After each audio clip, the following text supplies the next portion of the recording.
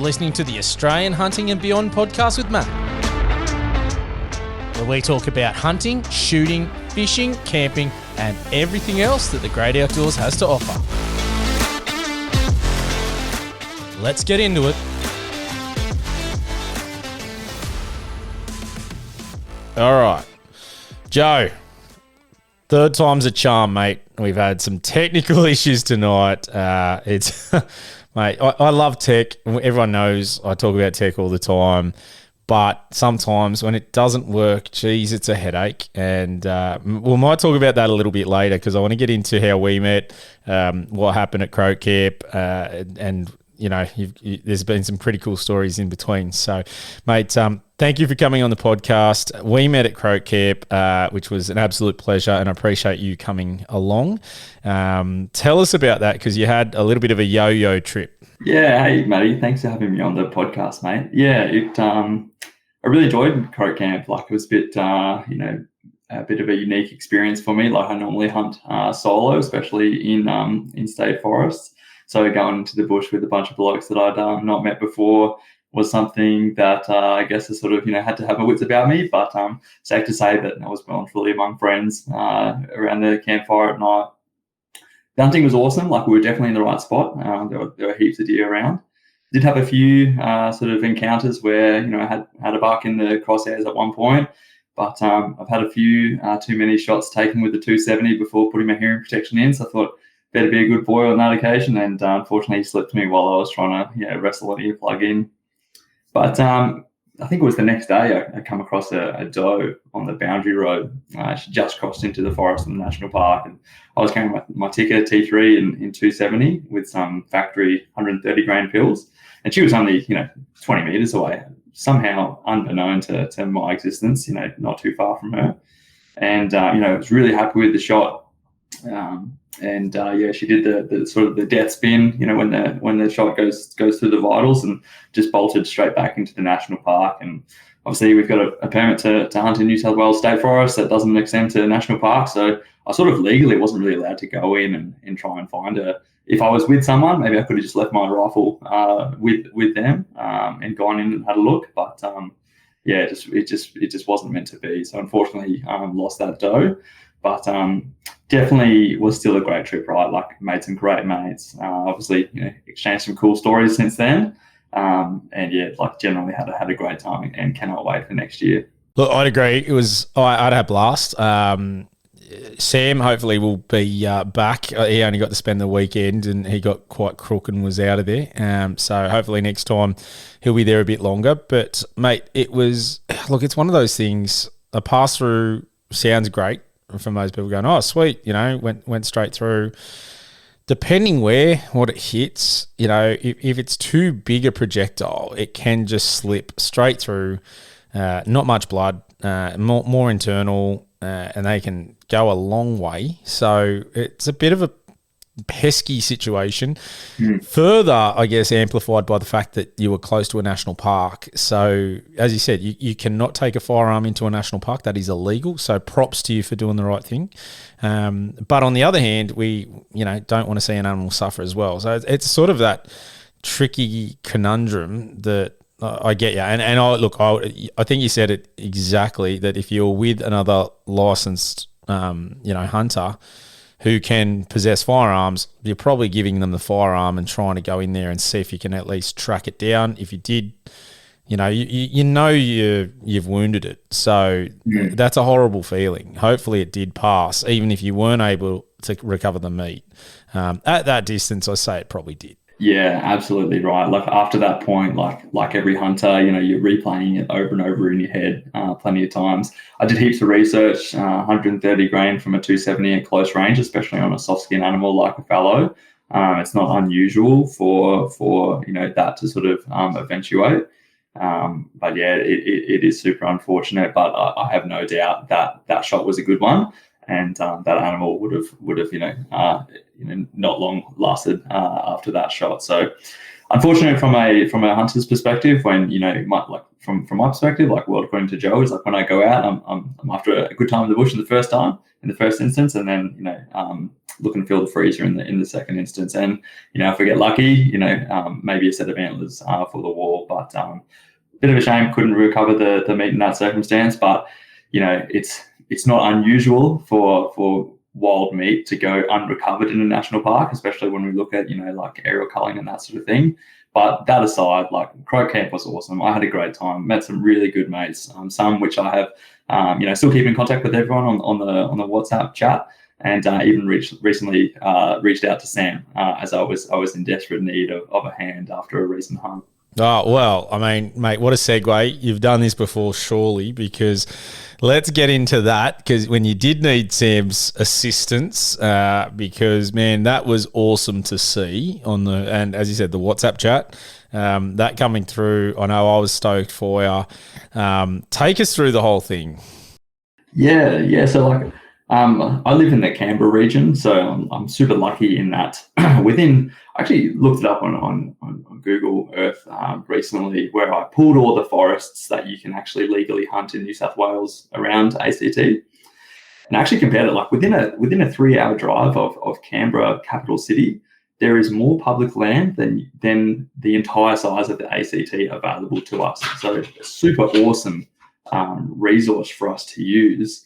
So we're spoiled for choice. Sort of since moving here, I've spent heaps of trips, like day trips, especially out to the Brindabellas. Like that is a super productive area out there. I've been honked by Sambar there when trout fishing a couple of months ago. So yeah, I've sort of put some time into those forests. Right, they're super hard areas to hunt. It's a mix of native and pine. However, plenty of rabbits and stuff as well. So just going out there with the 22 is always heaps of fun.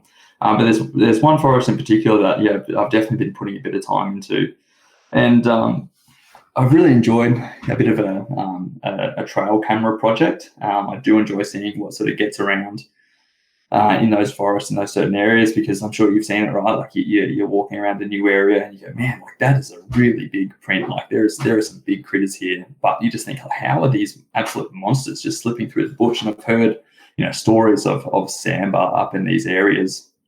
So I thought, I'll put some game cameras out. Maybe there's some reds too.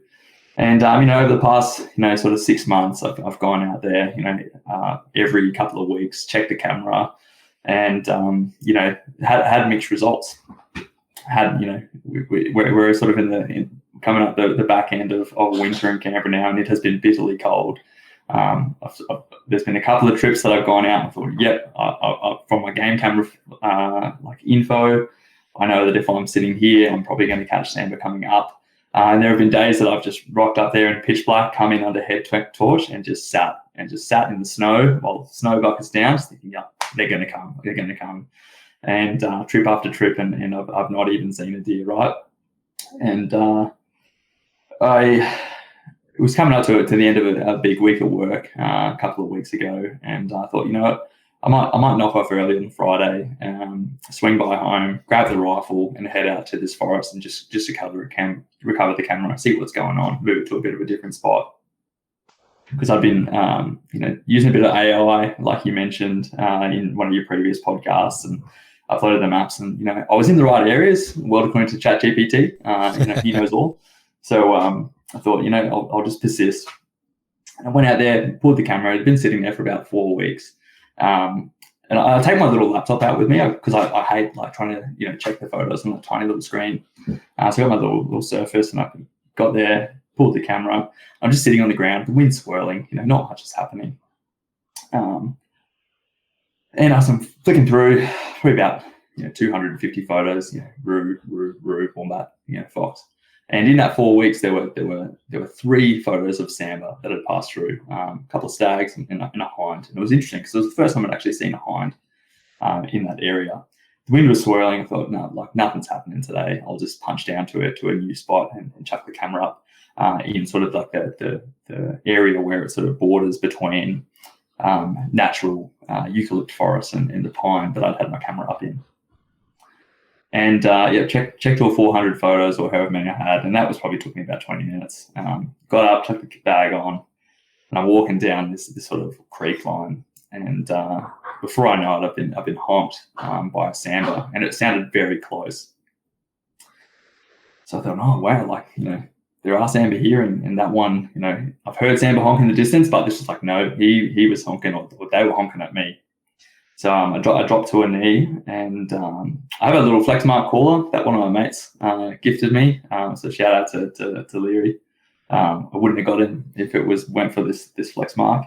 And I couldn't see anything, right? Like a lot of these pine forests, like they're very thick. I reckon visibility maybe sort of 60 to 65 meters max. And in this sort of area, I could only see maybe 40 meters just sort of through the flashes of the pines. I dropped to a knee and I was squeaking on the Sambar flex mark caller, which felt like for hours.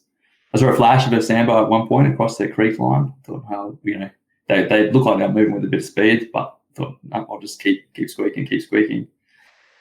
And I'm kneeling down at this point, and I'm wearing my Blackfoot Blaze hunting top. Shout out to James Grigg. That stuff is awesome. And as I'm squeaking, I see a set of legs sort of walking towards me the other side of the creek line, probably about 50 meters away. And I lifted the rifle scope, and I could see a Sambar looking straight at me. And I see, you know, antlers, and I couldn't really tell, you know, the size of him, but I've not shot a Sambar before, so I knew that this bloke is in grave danger.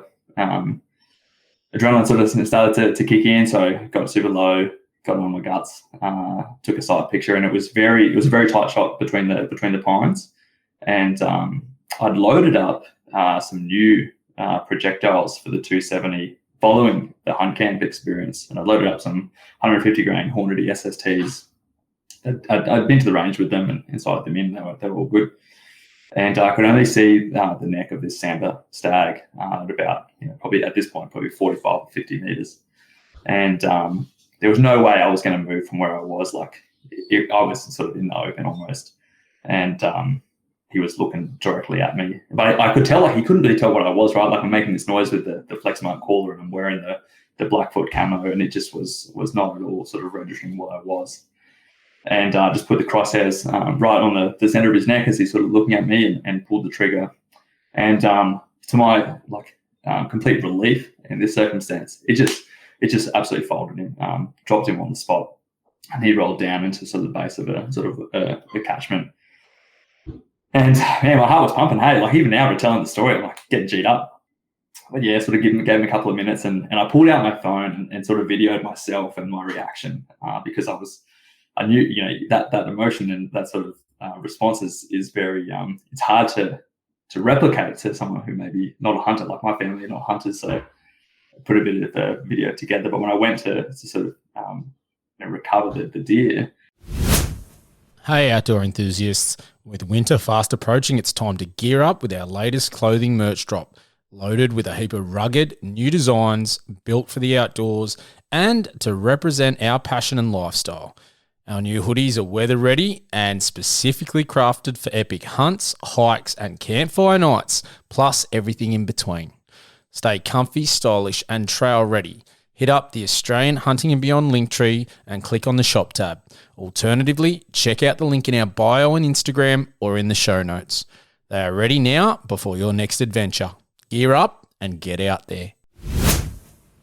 Yeah, so I had only shot fallow before, so when I went up to this Sambar deer, I thought, holy moly, like this thing is an absolute monster. And like I'd come completely unprepared, right? Like I had gone out on a game camera recovery mission. I was not ready to recover a Sambar. So I thought I'll just drop his gut where he is now, and I'll just drag him out by myself out 200 meters to the car, and just lift him up into the back of the ute by myself. But as soon as I got over to him and just tried to roll him over, I thought, oh, that is not an option. This thing is not a fallow. And I definitely had my work cut out for me. And it was very quickly getting dark, right? Like I took that shot close to 5 p.m. I was doing most of the processing under a head torch, and it was definitely a pretty interesting afternoon after that point. Mate, he's pretty decent. especially for your first Sambar stag. I know you sent us a photo. If you're happy with it, we'll use that as the episode art because him next to the fallow, it's pretty decent. Man, how long did it take you to recover all that meat and get it out? Yeah. I ended up decided to take backstraps and quarters, which was a method that I was relatively familiar with on fallow. So I did that and obviously recovered his headgear as well. And I think by the time I was driving, it was probably about 8 o'clock. It took me probably the better part of 2.5 hours. It was quite a mission. And like even just the back straps, like they were just absolutely monstrous relative to what I was used to with the fallow deer.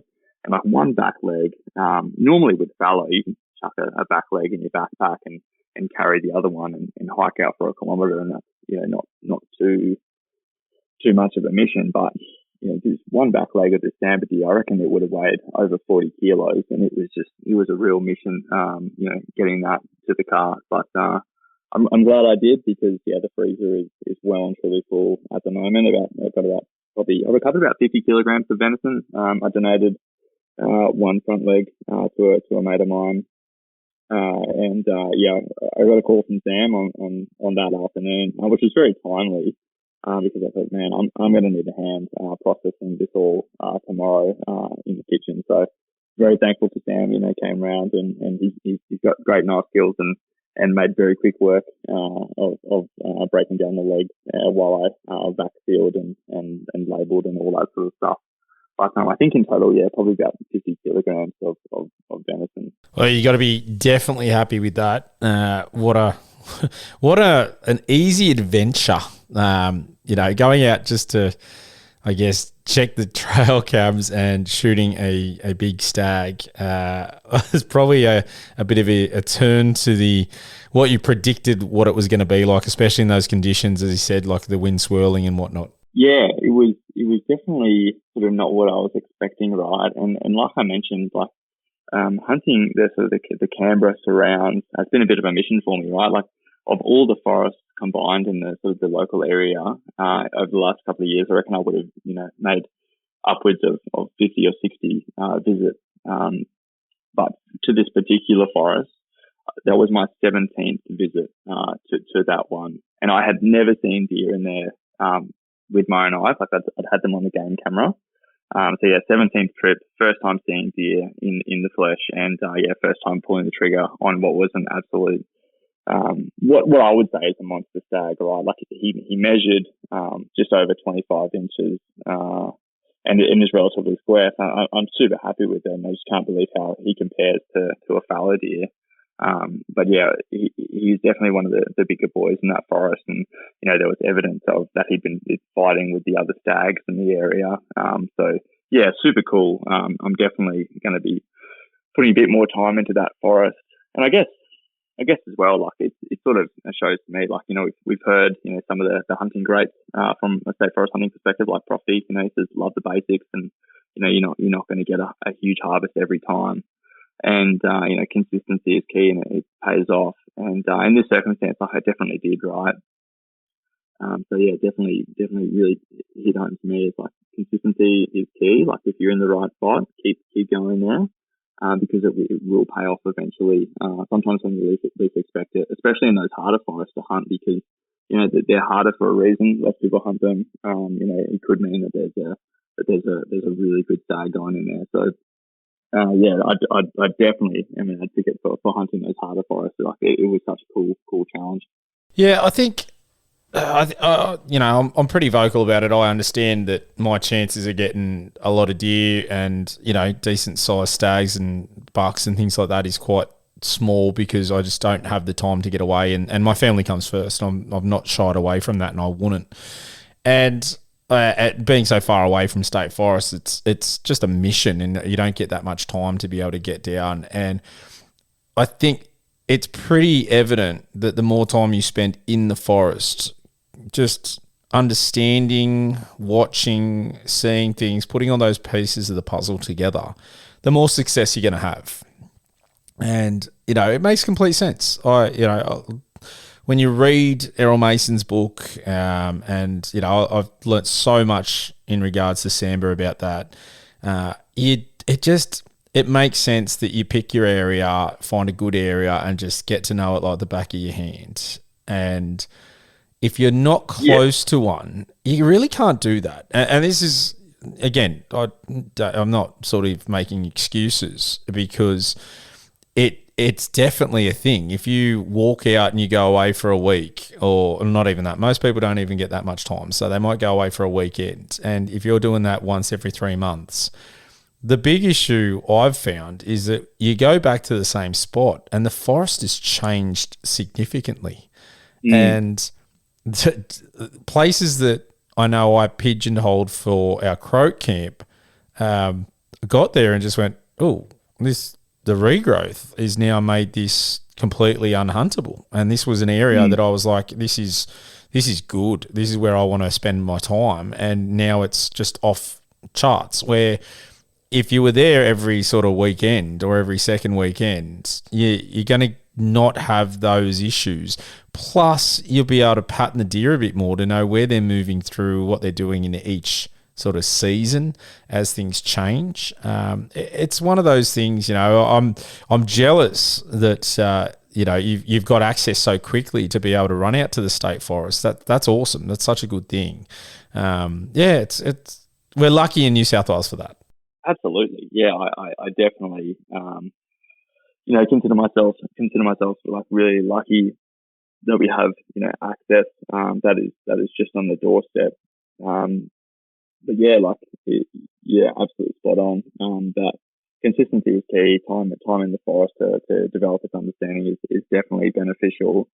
But in saying that, I guess, like, with that in mind, it's hard to continue to always go back to the same forest time and time again when you are hoping and really banking on getting a good harvest, right? Like, I've recently learned that it's so important that, you just got to get out there and just enjoy being out there for the sake of being out in the bush and talking to the trees about some stuff for a little while, right? And, taking a shot at a critter is a bonus. So yeah, I've definitely learned to love that in this whole pursuit. But yeah, like getting into the state forest journey, right? Like I have not sort of been taught to deer hunt by anybody in particular. Like, hunting is not something that I sort of grew up doing or anything like that. Like, I saw property on YouTube and I thought, damn, like that sounds really cool. I'm going to give this a crack myself. And there were so many times that I've just been wandering around the state forest and just thought to myself, like, what the hell am I doing here? Like, I'm in the thickest part of the bush here. Like, there's absolutely no chance I'm going to shoot something. And, you might have planned for an entire weekend away and you just like crack the sads with it because you're stuck in the middle of the bush and you just thought, this sucks. I've not shot a deer yet. I'm going home. And like, I have been there. Like, I have been there. I've done that. But now, like, especially when work is getting really busy, life is getting a bit stressful. It's like, I'm just going to go out, for a walk in the bush. I'll take a rifle and I'll see what happens. But I'm just there for the good times and seeing some good deer sign. Like, that's going to be a win. But, getting some of that fresh air and sort of like, just completely unplugging for a bit, like, that's the thing that I'm looking forward to these days more and more. And I think that is what is helping me be successful, right? Because, I'm not hesitating going, oh, do I go out this weekend? What if I don't get anything? How am I going to feel? It's like, no, I just want to get out there. I want to get out there and go for a walk, recharge, be in a better headspace by the time I come back, regardless of whether I shot something. And I think that has really helped me be out there and just, enjoy the process and enjoy, doing the miles. Like, I think shortly after Crow Camp, I put a picture in the group chat. I had devised a hunt in this exact forest I shot the Sambar in. And before I know it, like, I'm walking through there, trying to get to a really remote part of this forest. And it just starts hailing. And I'm just absolutely drenched. And like, there was no forecast for rain that day. I thought, damn, like, this sucks. This is not really what I was hoping for.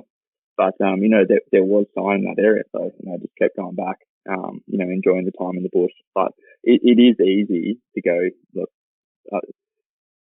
it does take, personal capital to sort of, get all the gear together, get in the car, burn the diesel to get to the forest, spend the time away from the family. So yeah, if you're only looking for that harvest to validate whether, going out to the bush was worth it, then, we're probably destined to fail as hunters, and, probably going to, hang the boots up for longer than we would otherwise like. But in my recent experience, like, I'm just really loving just getting out there, and the value that I'm sort of getting, like, from a mental health perspective, from that's been really valuable to me recently. All right, look, agreed with everything you said. It's not just about the harvest, just getting out into the bush, disconnecting from all the pressures of life and whatnot, having some alone time in the middle of nature. And I think there's been multiple studies that talk about the importance of getting out into nature and just getting amongst trees, and that it has a healing effect on people, because it's something that I feel we've lost in the city nowadays, and especially in the sort of modcon lifestyle that we all seem to live. So I completely understand what you're saying about just getting out there. Mate, talking about mental health, I know we discussed a bit of this, prior to you coming on on tonight.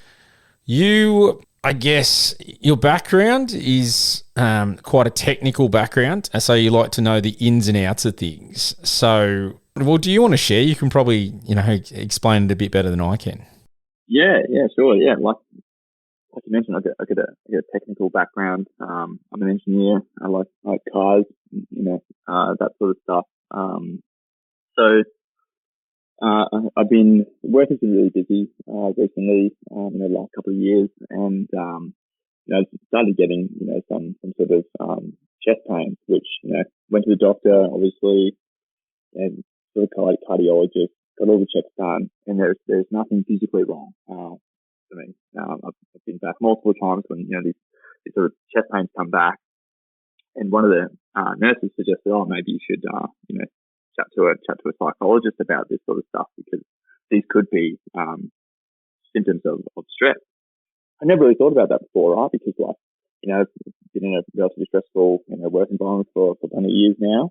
But I guess as you get older, your response to stress changes. So I thought, I'll go and have a chat to a psychologist and sort of see what's going on here. But as a person of a technical background, like, I'm very used to, like, if presented with a problem, and I feel like a lot of guys will be able to relate to this. It's like, when you're presented with a problem, I find that it's like known problems, apply a known set of steps in a procedure to get to a known outcome. And, like, neurologically, like, I don't understand what's going on with my brain as to why, I'm physically feeling, pain from stress.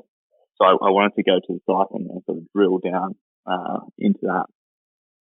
And it was actually quite sort of like a serendipitous experience in that the day before I shot that Sambar stag, I was chatting with the psychologist, and it was a good chat. She was talking about doing these sort of grounding exercises when routinely at work, and the grounding exercise is basically when you're sort of sitting there, wherever you are, and just saying, hey, like, what are 5 things that I can see, and just sort of naming those things. So I'm sitting in my office at the moment. I can see my computer. I can see the carpet. I can see a picture on the wall. I can see the lamp. Just sort of naming those things. Right. Okay. Now, what can you hear?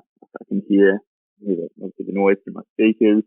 I can hear the dryer going in the next room. And basically, what these things are doing is, just grounding you to the present moment, and it gets you out of your head and into this present moment. And the psych, I go into a little bit of my very brief understanding about it in a little moment, but it's just basically saying that in doing this, it helps reduce stress, lower your heart rate, reduce adrenaline, and helps, it's basically just like a mindfulness exercise. And as she's explaining this to me, I'm thinking, oh, right, that makes so much sense, right? Like, I come back from a weekend of hunting, whether it be solo or, with the guides, and I just feel so good. I feel so reset. Even listening to your podcast where you did the Croak Camp recap, I was listening to that on a Monday morning on my drive to work, and it immediately put me back in the state forest, right? And I was mentally there, but I was physically, and unfortunately driving to work.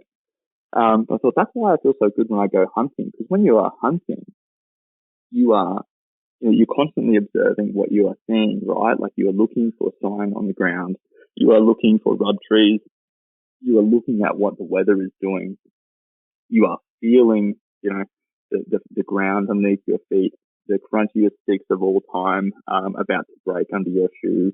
You're feeling the wind on your neck. In my cases, most of the time, it's on the back of my neck. I'm going the wrong way. But like all of those things are effectively like just a whole weekend long or day long grounding activity. And what that sort of does in terms of, it engages certain parts of your brain. And I'm no expert in this. Like I'm just sort of reciting what the psychologist told me. So you're activating parts of your brain that help produce and dissolve sort of cortisol, activating your vagus nerve, which is like from what I understand, like a parasympathetic like nervous system, which helps you sort of rest and digest and process emotion and that sort of thing. Helps reduce like inflammation. In my case, that was reducing what was effectively inflammation in my chest, was causing some pain, and just like bringing your heart rate down and bringing you into this present moment and taking you effectively out of your own head, right, where you're just maybe in the spiral of stress. And to me, like that really was just a sort of an aha moment of going, right, like that is why, like, we all talk about, going out in the bush and, feeling really good afterwards, but like, it actually is like, there's some science behind here, and there's some rational logic that actually justifies why you feel so good. It's not just, I went out and I feel so good because I shot, a 25-inch Sambar deer. Like I went out there and I come back and I feel so good because I spent the whole time, exercising mindfulness, and, I come back here, I'm less stressed, and, I'm more, present in the moment with my partner. And it's just, when Profi says good times are natural, I guess there's some science behind it. So yeah, shout out to Profi. Good times are natural. Yeah, I think that's one of the keys there is just look in the current day and age, something like hunting is where you're immersing yourself and you're tapping into these primordial sort of things. That I think that's really important, because we have developed alongside nature, within nature, whatever you want to say and how you want to articulate it. But that connection, I think it's way more than we understand. And the science behind all these things, the more things I read and study and whatnot, especially from a health perspective, the more it makes complete sense to be doing what we used to do and not so much what we're doing now. And, whether it be the blue lights in screens, I think there's a recent study that looking at your phone before bed's like having 2 cups of coffee because of the blue light and what it actually does to your brain. And all these things, it's one that I thoroughly enjoy when I go hunting, and I like the fact that you're not relying on technology. And it's funny because I then also pitch technology because it can be super handy and helpful, and it's about how you use it. And it's funny because we were talking about using ChatGPT on a previous episode, and I've had a few people been messaging us and whatnot, and I know there's a group on YouTube, I think, called The Weekend Mish, and I think they used ChatGPT to plan a red deer hunt, and it did everything from planning food and where they go, and they essentially, I think, my mate was telling me, so don't quote me exactly, but I think he said that they ended up knocking over a red stag. Not sure how big or whatnot, but yeah, got a red stag from using AI to do it. And a shout out to Benny. He's messaged me today saying he's planned one as well, and it's given him this complete breakdown of how to hunt a particular area on a state forest at times, and it looks quite good, to be honest. So I love that side of it, because it's almost like you're immersing yourself in hunting and planning and whatnot. But then when you get out there, you can just disconnect from that all and then be back in right amongst nature. And, I thoroughly just love the idea of that.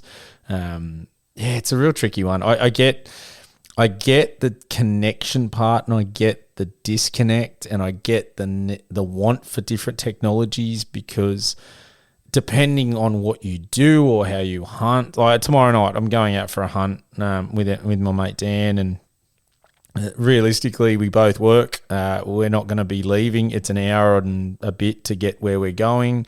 We're going to be there in the dark. So if I didn't have the thermal and we didn't have the spotlights, we wouldn't be getting an opportunity to hunt. And I sort of look at that and go, well, you know what? It's better than nothing. Do I prefer hunting during the day? Of course I do. Love it. But if that's all I've got at the moment, that's what I'm going to run with. It has its place.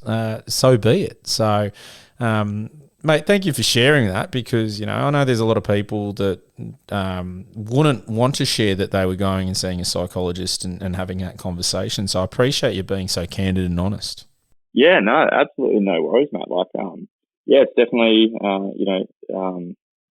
nothing I'm sort of nothing I'm sort of scared to share. I think it's important, right? If you for me, I use it as a tool, right? Like, it's a tool to help me understand something that I don't know. It's like, if I, again, as a technical person, if I don't understand something, I'll just do some research to understand that better.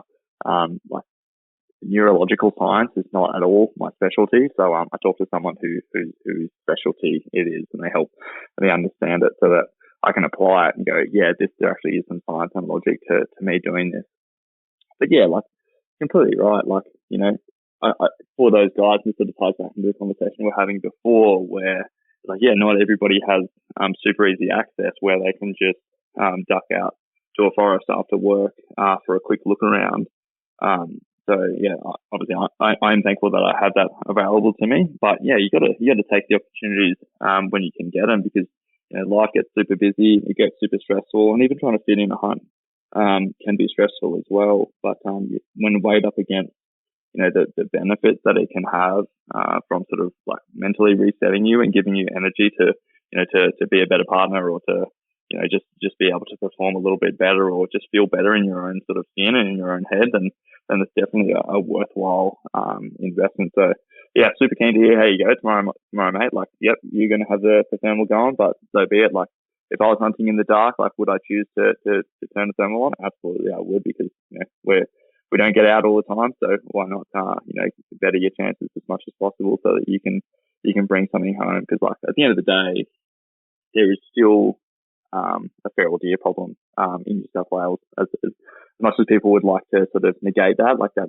is definitely a true statement, right? Like, I live in Canberra, like I mentioned before, and even the other day there was some dash cam footage that was uploaded to Facebook of a Sambar deer running through peak hour traffic, not far from where I live. And like, wow, like, yep, like that is a result of these population of deer sort of skyrocketing. And as hunters, we've sort of got to, like, I guess, recognize that we wouldn't have the hunting that we do have if it weren't for some of those older boys in past generations that didn't shoot everything that they saw. But I think there's no harm, I guess, done in terms of, like, reducing hunting opportunities by you going out on a private property using a thermal to ethically take a deer so that you can bring it back and share it with your family. Like, that is something that we definitely should be doing, right? Like, it's a good opportunity, and hope it pays off for you tomorrow, mate. No, cheers, mate. No, I think, look, that's, again, I agree. The deer population is continuing to grow, and I think it is our duty as hunters, and if you're especially someone that talks about your love of the bush and conservation, is that we should be more proactive in shooting more deer. I really struggle sometimes when people are saying, just they should only be hunted fair chase. They're a game animal. And it's like, yes, I appreciate they're a game animal. That's what they were brought for. However, the numbers are that big now that we, at what point do we go, listen, let's be real, is that we should be shooting more deer. I don't want to see deer poisoned. I don't want to see them aerial culled. Sometimes, I can live with the aerial culling if it means we're not going to have poisoning, because I think poison's the one I'm most sort of against, in the sense that that taints meat. There's a flow-on effect to poisoning, and I just don't. I really don't want to see it go down that pathway. And I do feel we're hearing at the moment the Hunting Conservation Bill hearing, the inquiry and the evidence, and I've been following along with that closely. There's been some very interesting evidence produced by the other side with the Greens and whatnot, calling on experts that I wouldn't use that word. But look, that's all part of this whole process. And I think we need to be doing our part. We need to be more visible doing our part as well in a good manner. And I think that's the real balance that we've got to get right as hunters, is that we're doing things legally, and we really can say poaching is not on, and it's that flow-on effect, I guess, of trying to get that trust of the public, because unfortunately, whether you like it or not, the public is unaware of everything that is going on, especially if you're not a hunter and if you're not in the hunting space. You just don't know. I speak to mates all the time. I've got a lot of mates I've got more mates that are non-hunters than hunters. And, when you're talking to them about the whole thing, they have very little knowledge. And if you take a step back, and I always like to try and put myself into other people's shoes and see from their perspective, if you're not a hunter or you're not invested in that, you don't really care. And you're busy enough. Everybody's got a million things going on in their life. They've got work, they've got family, they've got commitments, they've got bills, they've got trying to fit in exercise, they've got, you name it, right? Is their focus going to be on what access hunters have or shooting deer? No, not at all. So the very brief periods that people might even look into this, and they probably don't, they probably catch a quick headline on a mainstream media, social media post or whatever it might be. They're not going to read the article, and that's where they're forming an interpretation. And I think this is where it's a really big challenge that I see hunters facing in the future, is that promotion of what we do to enough people so that the momentum is on our side as opposed to against us. Because if you don't, and look, I'm guilty of it. I saw what was it? It was a newspaper just on social media. I think it was a newspaper. And it had a picture of Georgie Purcell, and it was recent study shows so much leather, or it's not fur products, are cat and something else. And that caught my eye, and that was it. Did I read it? No, because I was busy. And I was like, I'll get back to that. Haven't got back to it. But already that stuck out in my mind going, okay, there's cat and whatever that was in there. I don't know the context. I don't know whether it was deliberately done. I don't know anything. So I have literally just grabbed that handle that was up there and had filled in the gaps. And I think we all do that to some extent in our everyday life. People who are not invested in what we do, they're going to do that too. So it's trying to spread the word and showcase us in a good light. And I think there's a lot of people that do that really well, and then there's a lot of people, unfortunately, that don't do that so well. And I think that's the key. If we have a focus, I think as hunters, we need to think about all our actions and how we portray ourselves in the community, so that, if people see that clickbait one title, they might question it and go, hold on, I know hunters, they're good blokes. I know this, or I've had this experience, and that is way more positive. Now, can you control the people that are breaking the law? No, and unfortunately, I'd love to see more done about that sort of stuff, but it is also a very challenging thing to do, because unfortunately in our court system, you really have to have a heap of evidence and make sure that it's being gathered correctly. And I won't go into all the things from that side of it, but I think it's important that we think about our image. I think it's important about our conduct, and I think it's great to see about the Hunting Conservation Bill, that it's at an inquiry. And I've said that from the get-go. I actually don't think the inquiry is a bad thing. I think it's the opportunity to put evidence forward on what is going on. Now, I truly believe we have a lack of evidence in the case that we have absolutely no idea of what the true data is. Like you could not tell me, and I don't think anyone could get even remotely close. Let's just focus on New South Wales. Let's not even worry about the rest of the country. In New South Wales, there is no system that can tell me how many deer were harvested this anytime, year, week, whatever, unless it's the you're doing it in a public land, the R license, and even then, if people are being honest, so there's a real issue in that, because that's the problem. And I think that's where I think we should have learnt more from the duck hunting inquiry down in Victoria, where they did a great job of bringing in experts and scientists and getting their own data. They paid a heap of money for it and got that to prove that what was being pushed was wrong. And I think that's that's a really big thing. And I think that's where we need to get better at, especially with the stuff like the external stuff. Like from a hunting perspective, it'd be great for us to know. But what about the commercial side? Like how much is it costing? What is the cost per deer? And putting it in those figures and having that understanding, I think that would be just a real win, or a step up for us as hunters. I'd love to see a commercial group sort of, whoever it is, I don't really care, but use the funds for that, because I think that would go a long way to help everybody out. Yeah, absolutely. And I guess as one hunter, in my sphere of influence, I guess when I am at work, sharing these stories with the team at work, I try and promote, that it is it is a good practice, it is good, I guess environmentally, conservation, or a conservative activity, and I'd like to share the meat where I can with these guys. I've got 50 kilograms sitting in the freezer, so being able to take some to work and show the quality of the meat that we're able to harvest, that does go to waste when we do these helicopter culling programs, that sort of thing, albeit necessary when numbers are out of control and hunters don't have access to those areas at the moment. But being able to I think promote hunters as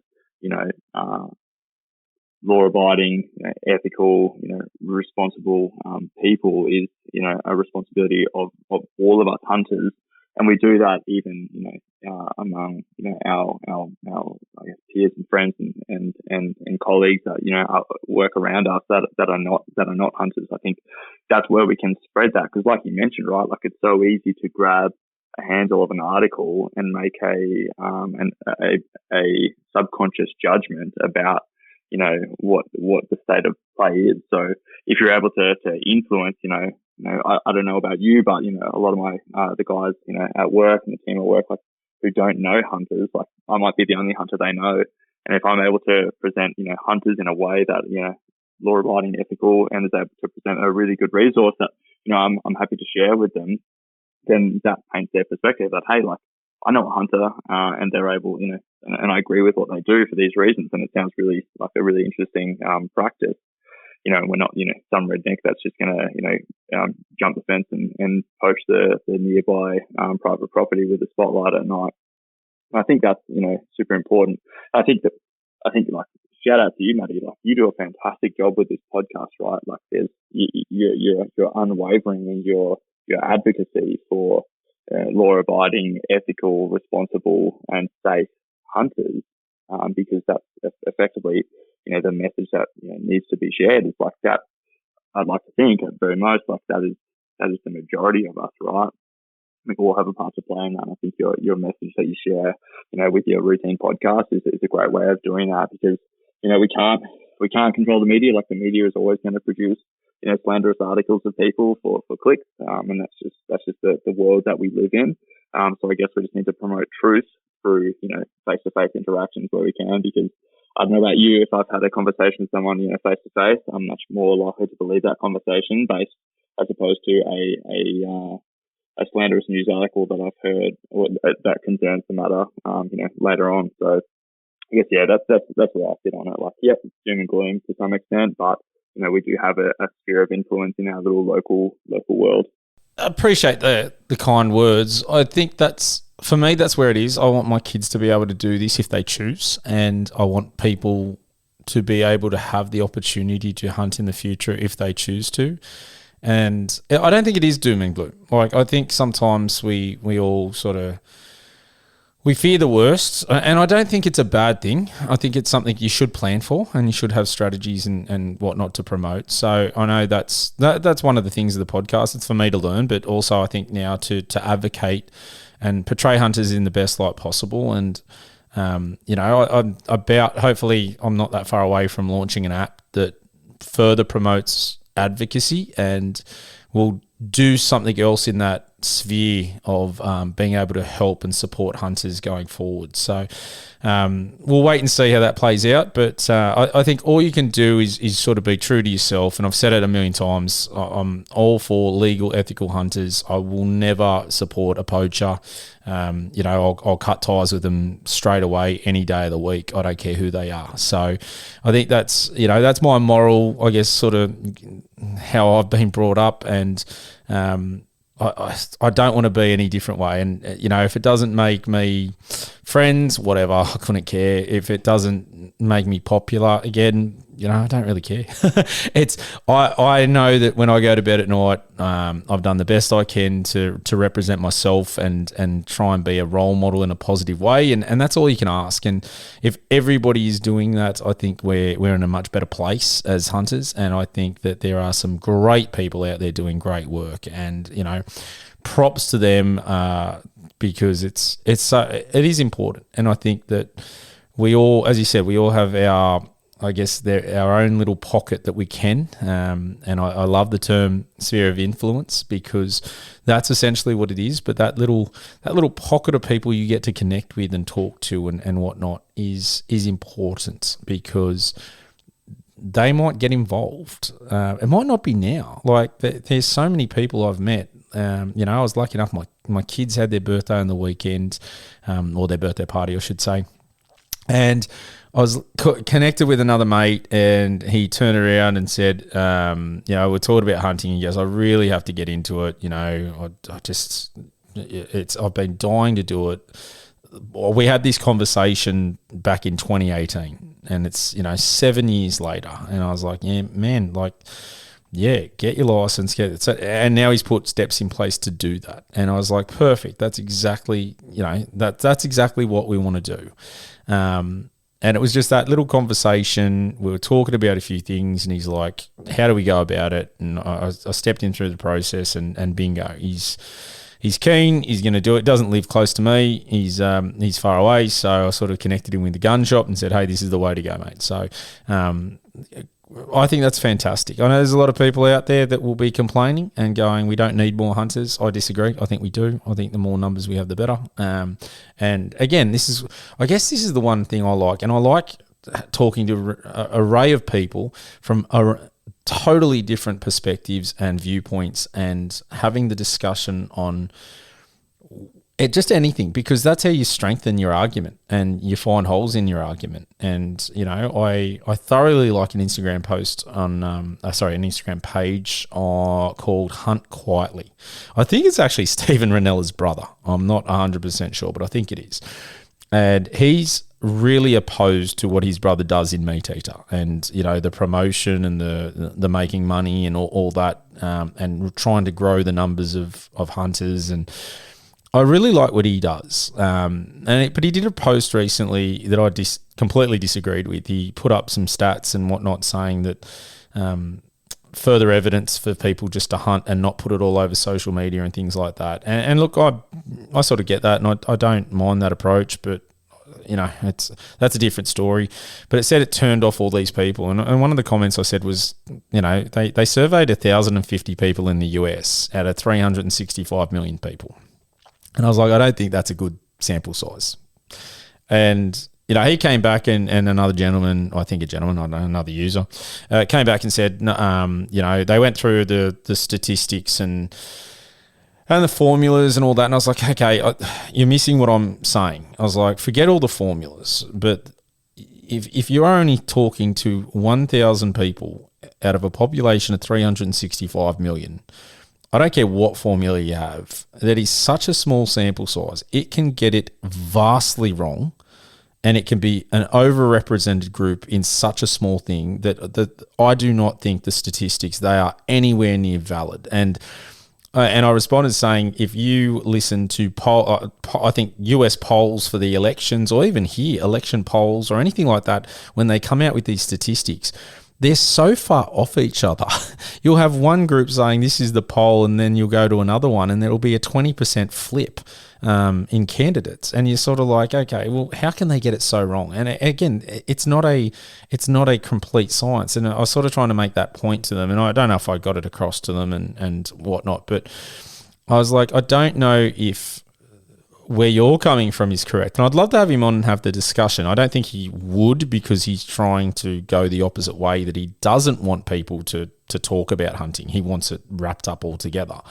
And that's an interesting approach. So props to him, because he's doing what he feels is right. And at the end of the day, that's all we can do, right? So I'm sure there is plenty of people that completely disagree with my opinions and some of the things that I do. And you know what? That's fine. They are entitled to that opinion. I'd love to have conversations with those people that disagree and think that I'm doing something wrong, because I'd like to unpack it and see from their viewpoint, because I sort of agree with some of the things Hunt quietly says, and then some of the other things I completely disagree with. He's very big on we don't need more hunters.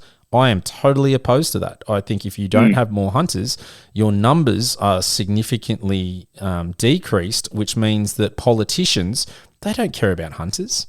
They care about votes, and they all do. And let's be clear.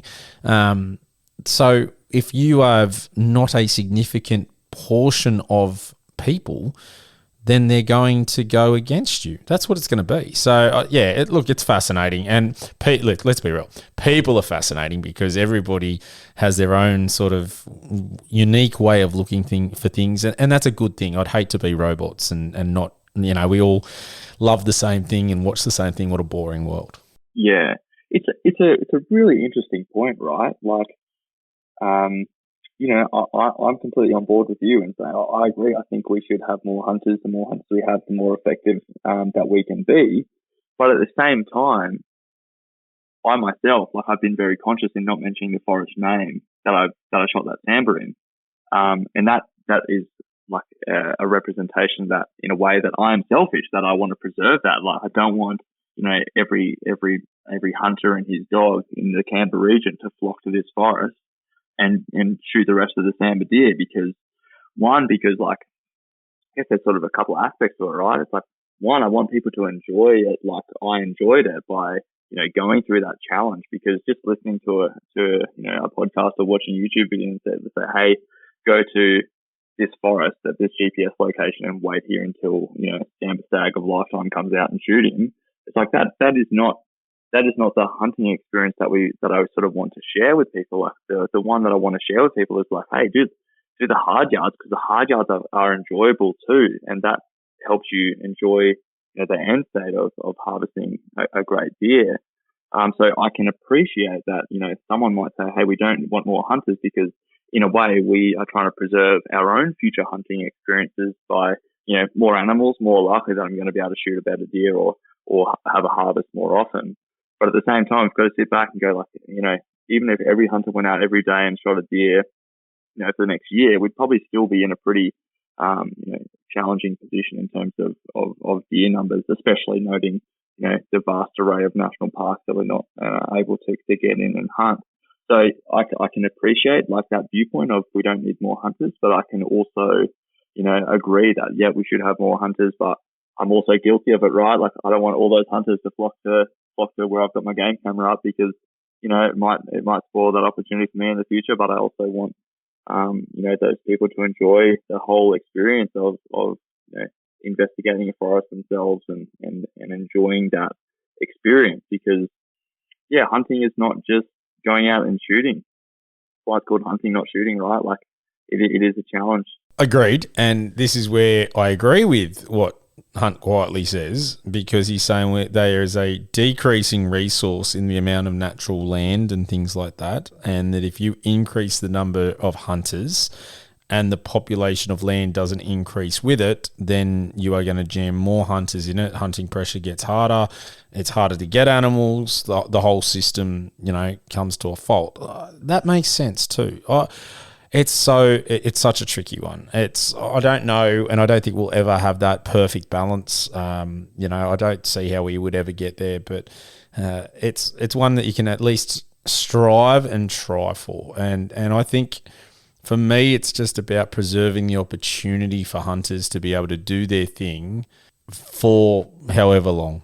That's for me, that's what it is for me. I don't think there's a perfect solution. There's going to be a lot of people that are upset that you promote state forest hunting, and I'll be honest, like, it was a pain in the ass trying to book down south for the rut. It was, I missed out in Ruggle North. Good luck at getting that. It's to be honest, Croak Camp, I don't think we'll go back to where we went because there was just so many people there. That wasn't great. I don't think it was enjoyable personally, because for me, driving past 3-4 cars and walking past people while you're trying to go into a spot, it's like, damn, this sucks. I'd rather go to a new forest and sort of start again. It's a tricky one, because then I've sort of always said these are the forests I'm hunting, and I don't mind people going to those forests and hunting and being successful. I love hearing people that are successful. So, and for me, it's not, if I get out in the bush and I harvest something, amazing. If I don't, I'm still out in the bush and it's a bloody good time. Croak Camp was fantastic without getting anything. I was lucky enough to get one. It's okay. It's just part of it. I don't know. I don't think we'll ever have that happy medium where you just make everybody happy in the decisions or what's going on. And at the end of the day, you can only do what you think is best and see how it all plays out. And if people don't agree, they don't agree. So. But, it's one of those things. And I guess as well, it's like the point about we don't want more hunters, it's like, I guess, if you take a statistical sample size, like some hunters, don't represent the hunting community the best way. So, if we just statistically, increase the size, you're going to get more people that don't represent us the best light. So we don't want those people. I think the message is, like, we do want more hunters. We want hunters that are going to be, like, play by the rules, illegal, ethical, have good morals and values about the reasons why they're doing it, right? It is an interesting one. I don't think that we'll ever get to a happy medium where everyone is happy. Like, I have no doubt that all those guys in that forest that we were in for Croak Camp were legal, ethical hunters. If you've got an orange hat on, you're probably 90% chance that you're following the rules. But yeah, there was definitely some questionable hunting, I guess, etiquette on display. There was a couple of times where I came back to my car and there were 2 other cars parked right next to me. Like, bro, I'm hunting here. It's like, that's all right. That's the nature of the game in the rut, I guess. Yeah, it's a very interesting one. I don't know what we will do for the next Croak Camp. There will be a Croak Camp, but I'm reevaluating and open to suggestions, so I might put that into the WhatsApp group. But all right, Joe, mate, it's been a pleasure. Thank you for coming on. Appreciate the what's the word for it?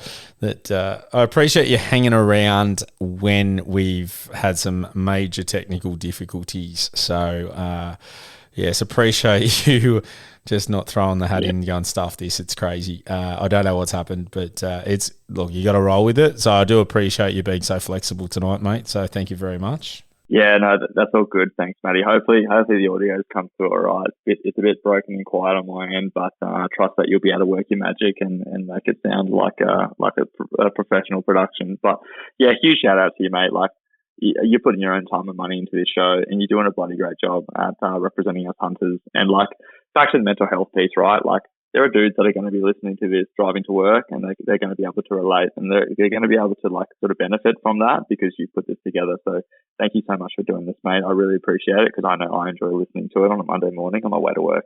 Mate, appreciate that. And listeners, I hope you've enjoyed. Bye for now.